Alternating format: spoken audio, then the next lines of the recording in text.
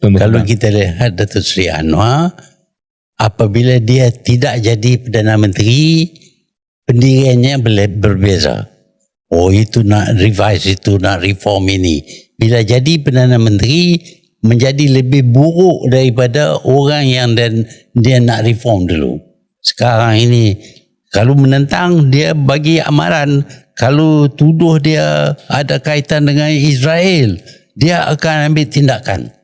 Kita tak tahulah apa tindakan, tapi kita lihat ada orang yang boleh 47 kes buang dan bebas. Ada orang satu kes kena sebat 2 kali. Itu bezanya.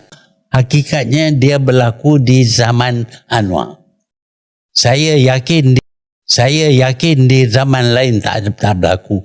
Nah, ini berlaku di zaman Anwar. Berlaku di masa dia jadi Perdana Menteri. Kerana dia bercakap dulu lain, sekarang lain. Dia bercakap dengan orang Arab, dia bunyi Arab. Dia bercakap dengan orang Amerika, dia bersetuju dengan liberal itu ini. Dia masuk dalam LI ni pun dia terlibat. Jadi dia bercakap dengan siapa pun sesuai dengan orang itu. Tapi apabila dia